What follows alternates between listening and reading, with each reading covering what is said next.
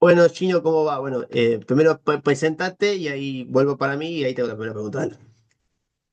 Dale, bueno, mi nombre es Gino Viglianco, soy editor de política, economía, sociedad, todo el área de breaking del Destape y en los últimos años me especialicé en periodismo gremial. Además tenés un apellido, creo que es Calabres, Bilianco, ¿no?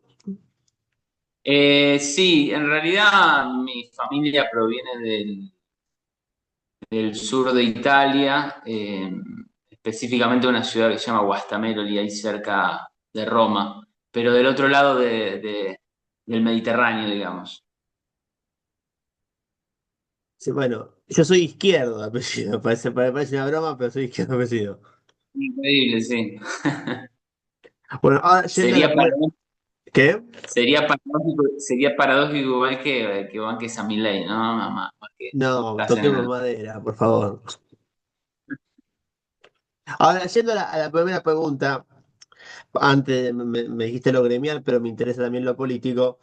¿Qué lectura se puede hacer de la selección del domingo pasado? Bueno, primero decir que fue una sorpresa, un batacazo que nadie se esperaba, nadie se lo esperaba. El propio gobierno decía que no se lo esperaba, los mercados anticipaban una caída de Milei. De hecho, los bonos, las acciones, el riesgo país habían sido bastante dañados desde septiembre y no era que habían reapuntado en el último tiempo, para nada. Sino que modificaron su perspectiva a partir de lo que pasó el domingo. Así que lo primero que hay que decir es que fue un batacazo. Lo segundo que hay que decir es que el peronismo en ese batacazo creo que tiene responsabilidad, aunque también hay que reconocer que ellos juegan, ¿no? El rival también juega y bueno, lo han hecho de una forma buena porque han cambiado el discurso, eso es cierto, ellos han cambiado el discurso desde septiembre hasta la elección del domingo. En un primer momento era un discurso que era kirchnerismo nunca más, con esa imagen sádica de la idea del nunca más de la dictadura vinculada al kirchnerismo. Y después lo han modificado y han hecho propuestas realmente, y después también han hecho una campaña del miedo en esto que decía anteriormente, ¿no? De los mercados. Y bueno, por su parte el peronismo tampoco estuvo a la altura, me parece, de las circunstancias. Se puede decir que de alguna manera el miedo a un lunes negro cohesionó a la clase media. ¿Coincidís con ese análisis que posiblemente ese miedo a una hiperdevaluación llevó a que sectores de la clase media que estaban dubitativos y que pues no habían ido a votar o que habían votado a una derecha más softcore, dijeran, bueno, vamos por la derecha hardcore? Claro, sí, sí, absolutamente. Yo creo que eso impactó. Nadie realmente quiere que la inflación se dispare, nadie quiere que su sueldo se devalúe. Nadie quiere que los bonos caigan, que las acciones caigan, más allá de que quizás, es como decís vos, esta sea una preocupación, en principio la de los mercados, de una clase media, media alta, ¿no? Las clases bajas no están mirando tanto los mercados, creo yo, porque no tienen una posibilidad de ahorro. Todo lo que juntan con su salario lo recaudan y lo gastan en alimentos. Pero es cierto que una clase media que sí, que se vio con la posibilidad de ser afectada y cambió su voto, sí, sin duda.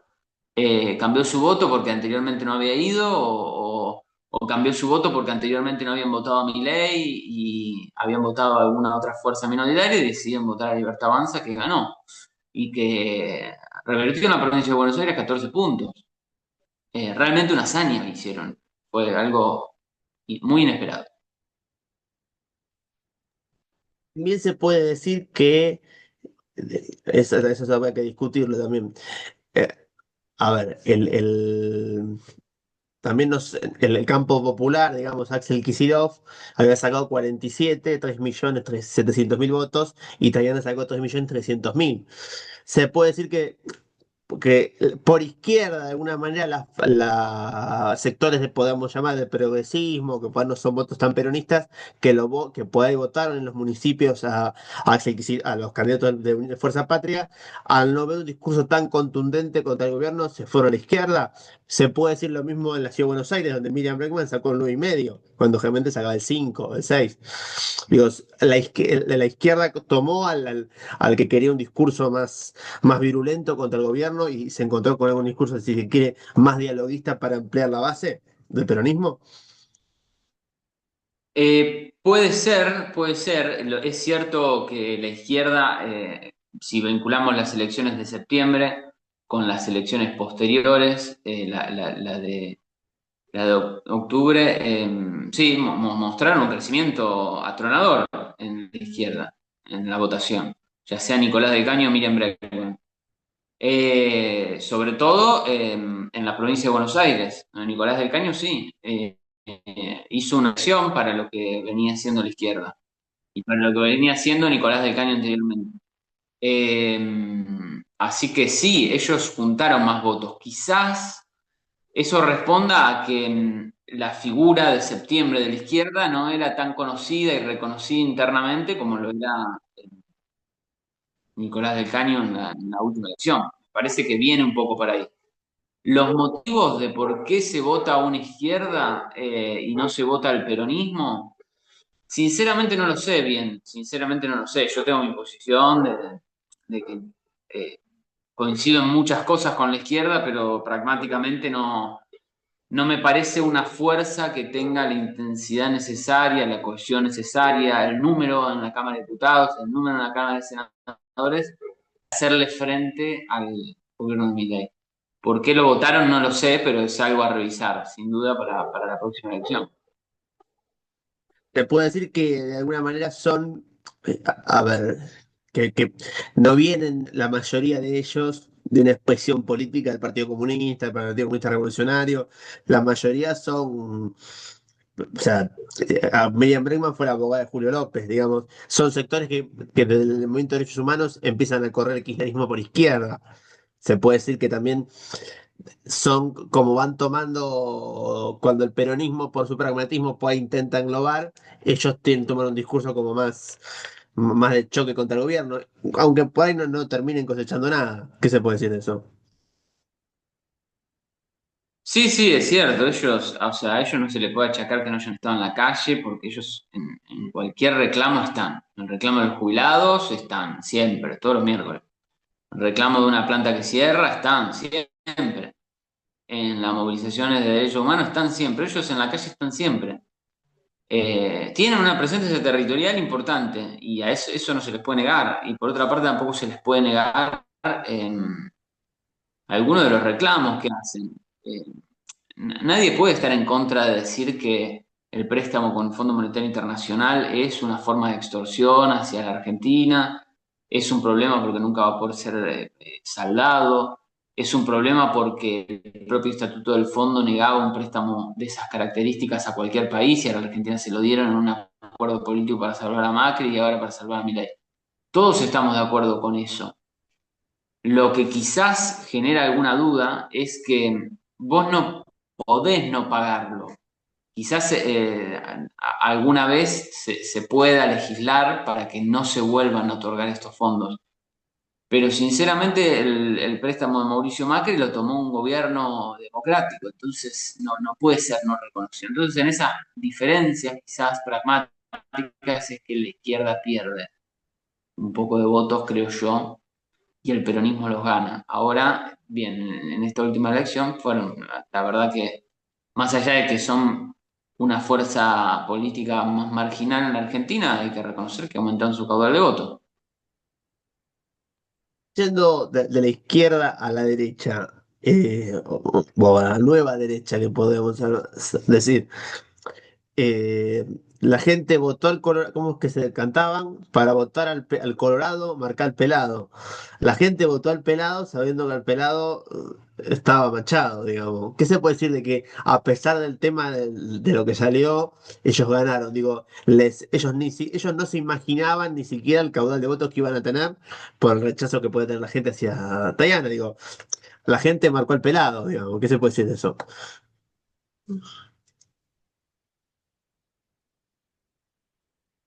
Sí, lo primero que se puede decir es que finalmente en la Argentina no se vota por la importancia de la corrupción o lo que puede llegar a ser una causa judicial, porque, bueno, el propio Esper de alguna forma reconoce los problemas judiciales que tienen y la vinculación con el narco, o el supuesto narco, llamémoslo así, por el principio de inocencia, Fede Machado, porque él se aparta de la Cámara de Diputados, el propio Milei lo borra de la elección y pone a Santilli, y pese a que figura en la boleta, porque las boletas ya habían sido impresas, pese a todo eso, igual es electo. Eso quiere decir a las claras que el efecto de una causa de corrupción tiene poco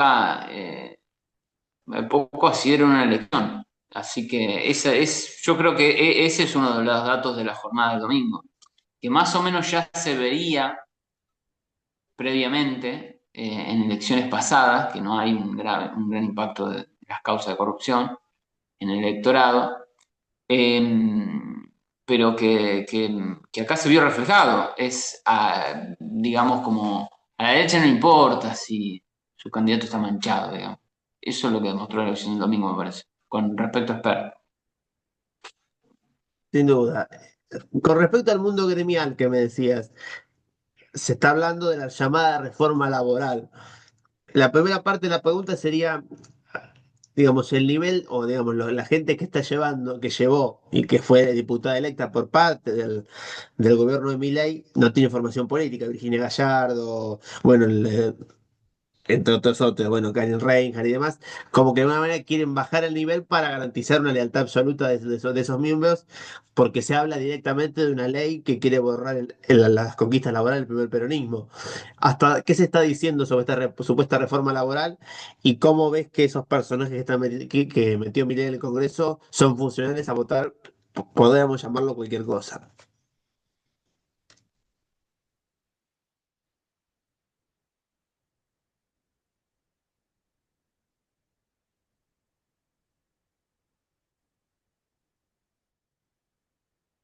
Mm. Ahí puse otra, la verdad. No, lo que veo es que no podemos tener ningún tipo de esperanza sobre la votación de los candidatos de derecha, de los representantes en el Congreso de la Libertad Avanza sobre la reforma laboral, es decir, va a ser siempre regresivo y van a votar lo que diga la Casa Rosada. Más allá de que hay que decir también que ellos han perdido algún diputado y algún senador que los acompañaba de forma permanente y que después, bueno, ha permeado al poder. Caso de Poltroni en el Senado, que no le ha votado todo. El caso de Pagano en diputados, el caso de Sago también en diputados. Por ejemplo, no han acompañado el ataque a las personas con discapacidad o el ataque a Garraham, entre otras cuestiones, ¿no? Pero sí, me parece que las figuras que metieron son. No, no, no, no tienen ninguna posibilidad de reflexión y sobre todo no tienen ninguna moral ni ninguna. ni- sinceramente, ningún bagaje intelectual como para cuestionar algo, me parece. Y por otra parte, también ellos en las redes sociales, fíjate que se burlan de esa situación diciendo, por ejemplo, lo dijo esta chica que fue candidata en Corrientes, dijo que muy bueno el proyecto, después lo leo, ¿no? Como realmente se burlan de esa situación. La verdad que es bastante penoso y va a quedar recordado en la historia esto, creo yo, como un momento atroz, ¿no? Que una candidata a diputada, ya electa diputada, diga muy bueno el proyecto, aunque no lo leí. La verdad que es una burla patética, completamente patética. De alguna manera es la expresión del libertarismo, porque con eso se garantiza la obediencia absoluta, porque no, eso no lo van a cuestionar a Milei. Virginia Gallardo, por ejemplo. Sí, sí, sí, sí, sin duda. Sin duda, van a votar lo que le manden.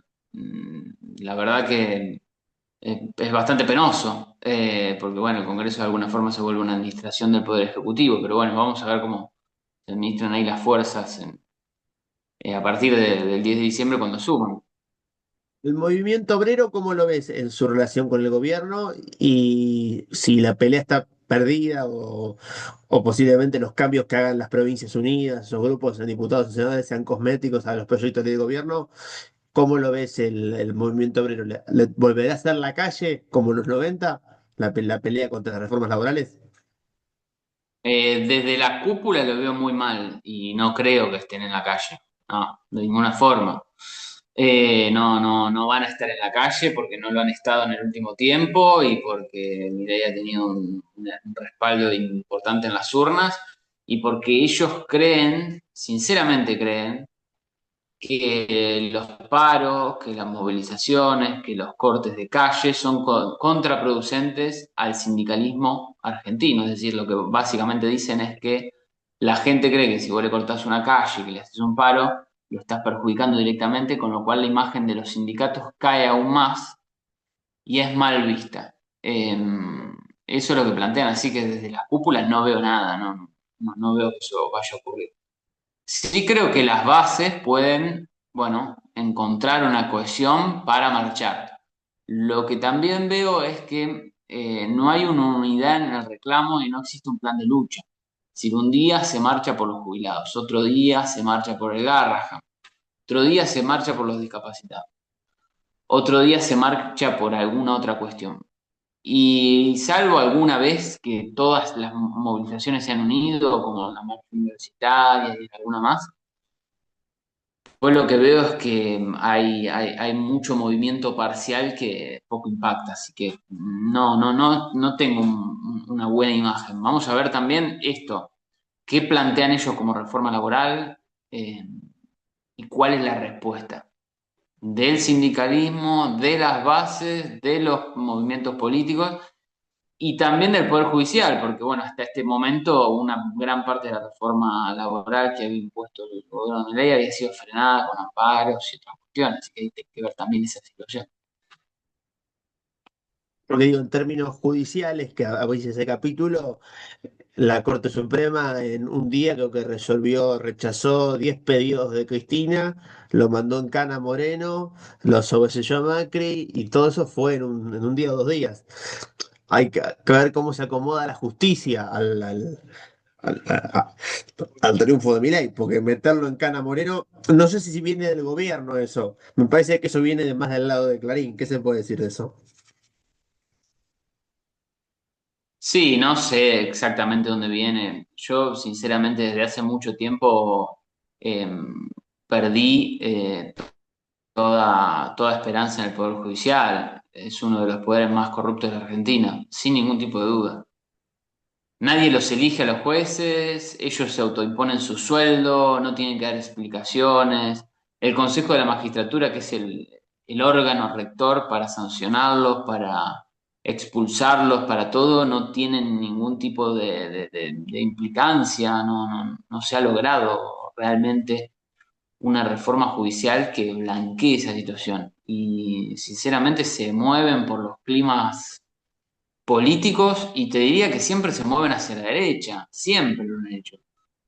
Eh, en algún único caso en el que se han movido de forma, digamos, justa o rápida fue en los últimos meses con alguna pericia, pero después lamentablemente no han hecho nada. Así que tampoco me sorprende la Corte. Lo único es bastante aberrante que no hayan esperado ni una semana, ¿no? A los 3 días de la elección ya habían fallado de esa forma y con esa cantidad de resoluciones que parecía las tenían guardadas en un cajón. Si ganaba Milei y si no ganaba Milei, no sé, las iban a seguir guardando.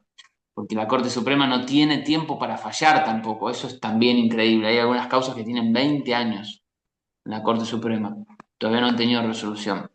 No espero nada de la Corte, sinceramente no espero nada del Poder Judicial. La verdad que es una injusticia más en la Argentina. Bueno, entre uno de los casos que lleva 20 años es el esclarecimiento del caso de Jorge Julio López, por ejemplo. Bueno, sí. El doctor Julio López es algo, es una herida que no. no va a sanar nunca porque es un desaparecido en democracia vinculado a la dictadura y muestra los poderes que todavía existen desde la dictadura militar.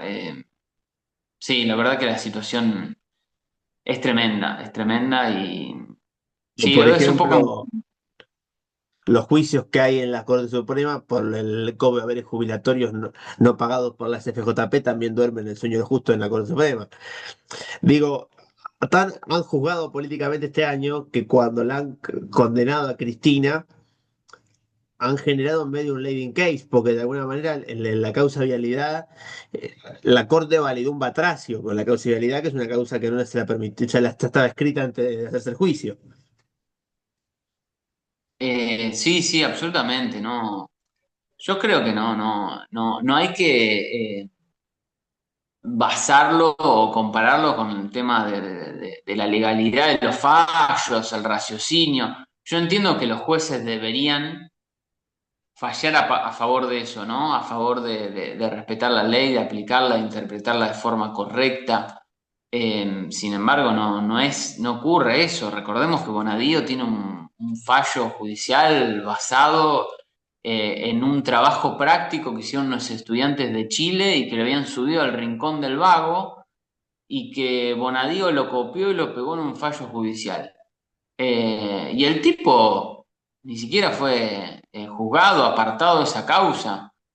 O sea, estamos ante una dimensión tremenda porque tomó el fallo, perdón, basó un fallo en un argumento de unos estudiantes de Derecho de Chile. Los chicos estos de Chile se reían de nuestra justicia argentina, no pueden creer. Así que sí, no tengo ninguna esperanza con respecto a eso y me parece que es un poco más de lo mismo que veníamos viendo y el peronismo no ha logrado nada vinculado al Poder Judicial, nada de nada, sinceramente. Hemos desperdiciado los años del gobierno de Alberto Fernández, no se ha conseguido hacer nada con el Poder Judicial, sinceramente. No se ha podido democratizar en ninguna de sus esferas. No digo que elegir los jueces, porque entiendo que eso es un cambio importante que llevaría demasiado tiempo, pero ni siquiera tampoco, no sé, el peronismo ha logrado nombrar jueces en áreas importantes, ni siquiera se ha podido dotar al Consejo de la Magistratura de herramientas necesarias para poder juzgarlos al menos. De esta manera, la justicia, sobre todo como modelo PI, se va a convertir en un aliado estratégico del gobierno del macrismo, digamos, de esa operatoria de alguna manera. Si hablábamos de la aceleración de los tiempos políticos, ¿vos pensás que de alguna manera los 2 años que vienen van a ser similares a los años del menemismo? Podemos decir que, digamos, que lo que está buscando Milei es buscar un dólar barato y con el dólar barato contentar a la clase media mientras mete reformas laborales y privatizaciones. Sinceramente no lo sé. No sé qué quiere hacer él. Lo que yo sí sé es que Menem tenía y tuvo una espalda mucho mayor para bancar ese dólar barato. Ese dólar barato que estuvo atado a la convertibilidad y que atado a la convertibilidad cambió los índices inflacionarios para que baje la inflación, se termine la inflación. Eh, yo lo que veo es que Milei, su gobierno es deficitario en dólares, es decir, consume muchos más dólares de los que crea, y no solamente eso, sino que a su vez tiene que pagar deuda externa, que él mismo tomó, que también heredó, hay que decir. Entonces no veo que él pueda sostener esta situación mucho tiempo más, porque ya fue afuera a buscar dólares 4 veces, con blanqueo, con préstamos internacionales al Fondo Monetario Internacional, con swap y con el swap con Estados Unidos. Entonces la situación en términos de la macro es insostenible. ¿Qué va a hacer mi ley? No sé, no lo sé, porque sinceramente no hay previsibilidad en el gobierno con respecto a esto, así que no lo sé. Lo que sí es para advertir es que la situación de la macro no puede continuar de esta forma, porque es inviable. Él dice que es superavitario y no es superavitario. Ninguna de las dos balanzas de pago, ni en pesos interna es decir, lo que gasta y lo que recauda, porque es falso, porque debe la plata a las provincias, y tampoco en la balanza comercial, así que no, no es sostenible en el tiempo este modelo. No es sostenible durante 2 años. De alguna manera porque ni siquiera las privatizaciones de Menem, las llamadas joyas de la abuela, como se le decía en la época de Menem, no existen, no están, porque las empresas estatales son muchas menos, y no hay pretexto para privatizarlas porque muchas dan ganancias. Se da como ese contrasentido, de alguna manera. El, el- la devaluación llevaría de vuelta a la inflación. Y eso es lo que por ahí haría cambiar un poco los tiempos políticos, si vemos que el tema económico es complejo. Sí, una devaluación habitualmente lleva a un aumento de precios. Lo cierto es que es muy, muy, muy complejo que se dé un aumento de la inflación cuando hay recesión. Es lo que se conoce como estanflación y se da en algunos periodos cortos de tiempo. Hoy con la situación como está, el traslado a precios no sería completo, es decir, sería una devaluación del 50%. Eh, yo creo que no lo veríamos reflejado en igual porcentaje o similar porcentaje en la suba de precios. Eh, lo que sí recalentaría la inflación sin duda, pero no a niveles tan grandes, creo. Eh, habría que verlo cómo responde, pero yo creo que es así porque el consumo es tan bajo que no hay lugar para un aumento de precio alto. Hago las últimas dos preguntas.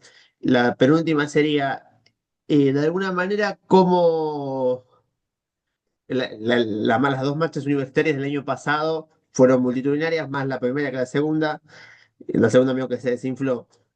eh, los sectores más dinámicos de la oposición desde que Milei es presidente, ¿se puede decir que son los estudiantes universitarios? ¿O uno junto con los jubilados? Puede ser que sea uno. Sinceramente, esa marcha no sirvió para mucho. Porque lo único que se consiguió fue un aumento en el presupuesto de mantenimiento, es decir, un aumento en el presupuesto para mantener las universidades, que básicamente fue un aumento que seguía la inflación, ni siquiera fue un aumento superior a eso. Entonces, sinceramente, esa lucha no creo que haya capitalizado algo importante. Y los docentes están en una situación tremenda. La universidad pública está en una situación espantosa porque los docentes o se van o van a dar clase con desgano, lógicamente por tener un ingreso muy bajo. O sea, hoy el sector universitario está más implicado en la lucha y el intento por recomponer salarios que en la educación en sí misma. Tiene sentido. Así que yo no sé si esa marcha universitaria sirvió tanto. Lo que sí sirvió fue para que la presión social fue tan importante que incluso la misma CGT anunció un paro, insólitamente un paro de 12 horas en vez de 24, para acompañar. Entonces esa marcha sirvió en parte para forzar eso. Pero después en términos políticos no sé si sirvió tanto y hoy si se convoca una marcha universitaria no creo que vaya tanta gente, sinceramente. Porque ya pasó. Que sea pedido que sea una marcha universitaria y ha ido menos gente, mucha menos gente. Eh, así que no sé, yo creo que respondió un clima y que ese clima tiene que volver a ser creado, pero hoy no está. Como última pregunta, y con eso vuelvo al principio. eh, Uno de los grandes cosas patentes que ha tenido esta elección ha sido la falta de participación electoral. Está votando menos gente. Hay entre 2 millones y 3 millones de personas que iban a votar antes y ahora no van a votar. La participación pasó del 75 al 65. ¿Qué opinas de eso y para vos quiénes serían? ¿Serían jóvenes? ¿Quiénes son los que no están yendo a votar? Bueno, sí, en realidad no conozco ningún estudio que haya cruzado los datos de quiénes son los que no van a votar específicamente. Sí hay encuestas que muestran que hay muchos jóvenes decepcionados. En realidad podemos inferir que son jóvenes porque casi todo el electorado va a una gran parte. Un 60% es los considerados jóvenes, menores de 40 años. Eh, yo creo que es un desgano proveniente de que los últimos tres gobiernos fueron de diferente signo político y de diferente ámbito. Digo, estuvo el macrismo, que podemos considerarlo como una derecha moderada, una centro derecha. Después nos gobernó Alberto Fernández, que podríamos decir que fue Dentro. sí, ¿no? Sí, un centro, porque tiene algunos matices de izquierda, pero no muchos. Podríamos decir que fue un centro. Y después nos gobernó, bueno, Javier Milei. En los tres casos, la situación de los trabajadores fue mala, sinceramente. Mala en términos salariales, mala en términos de cantidad de trabajadores registrados que tienen derechos. Entonces es natural, creo, que haya una decepción y que no vaya a votar la gente porque crea que son todos lo mismo, en el sentido de que son todos lo mismo en la forma de empeorar las condiciones de vida. Eh, y en ese desgano existe la deserción en las elecciones. Creo que viene por ahí. Lo que anteriormente era el voto en blanco, como lo ha ganado en la Argentina, que se ha ganado el voto en blanco en dos ocasiones, hoy es eso, es que una gran parte del electorado no ha llegado a votar. Incluso si lo tomamos en términos numéricos, hay más gente que no fue a votar o que votó en blanco eh, que la gente que votó a Javier Milei, que ganó la elección. Digo, la gente que votó a la Libertad Avanza en la última elección, ¿no? Y ahí radica un dato. Esas personas pueden ser conquistadas por alguna fuerza política para que vayan a votar. Ahora hay que ver cuál es el relato que se forma para llevarlos a votar. Eh, y ahí creo que tiene que radicar el cambio del peronismo, ¿no? En virar hacia un modelo de propuestas que cambie la situación. Creo que ahí está una de las llaves de la próxima elección, posiblemente, ¿no? Que, bueno, falta una eternidad, 2 años de la Argentina de Milei, que cambia todos los días. Bueno, ahí con eso dejo de grabar.